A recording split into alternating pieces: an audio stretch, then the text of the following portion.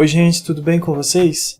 Aos meus alunos que estavam de férias eu desejo boas-vindas, sintam-se acolhidos e de volta às nossas atividades, rotinas de atividades, ok?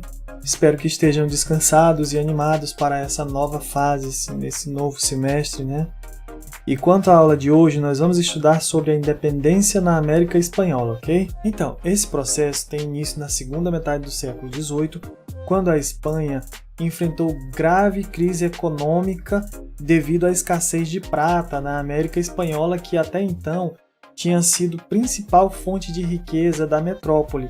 E para impedir o contrabando e pilhagem desses recursos no percurso de volta para a metrópole, de modo a garantir a segurança desses recursos, a coroa espanhola reforçou o combate ao contrabando e ampliou os tributos sobre o comércio colonial e ainda manteve a proibição de instalar manufaturas nas colônias. No entanto, mesmo com a aplicação dessas medidas restritivas, houve a expansão da pecuária, da agricultura e o crescimento populacional nas colônias, o que não ajudou, não facilitou para os interesses da metrópole, pois essas elites locais recém-nascidas logo começaram a tomar suas próprias decisões quanto aos interesses e os rumos das colônias. Quanto a essas medidas da coroa para ampliar os lucros com as colônias, atingiu também os povos indígenas, pois intensificou o regime de trabalhos forçados, o que terminou provocando reações e revoltas em diversas comunidades. Apesar do rígido controle da coroa sobre as suas colônias na América, a situação econômica da metrópole não melhorou e o descontentamento das elites locais das colônias aumentou, pois entre as medidas tomadas pela coroa havia a obrigatoriedade de transferir parte dos seus lucros para a metrópole, termo estabelecido pelo monopólio comercial que era exercido pelas companhias espanholas. Para agravar ainda mais todo esse cenário de crise e descontentamento, em 1808 Napoleão Bonaparte ocupou a Espanha na Península Ibérica, provocando a reação dos franceses que formaram juntas de governo autônomas em algumas regiões, além de desobedecerem determinações da França e organizaram resistência contra o invasor. Isso também serviu de exemplo para muitos governantes nas Américas que formaram juntas governativas, como, por exemplo, a Cidade do México, que em setembro de 1808 anunciou a criação de um governo local que governaria em nome do rei deposto Fernando VII. No entanto, o que estava acontecendo na prática, apesar de afirmarem lealdade ao rei deposto, era um rompimento dessas juntas locais com o governo metropolitano. Afinal, eles já vinham buscando oportunidade para se libertar da opressão metropolitana.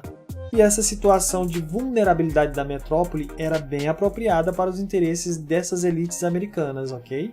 É preciso lembrar o papel importante das campanhas napoleônicas no processo de independência na América Espanhola, assim como os ideais iluministas que inspiraram a publicação de jornais e documentos na América a partir da segunda metade do século XVII. Apesar da veiculação restrita a membros da elite colonial que tiveram contato com esses textos liberais em viagens feitas para a Europa, elas ofereceram uma crítica organizada e profunda aos princípios do colonialismo e às práticas absolutistas. Por fim, em 1814, Fernando VII retornou ao trono espanhol depois da queda de Napoleão Bonaparte e adotou medidas ainda mais radicais que reduziram a liberdade das colônias e centralizaram ainda mais o poder em suas mãos.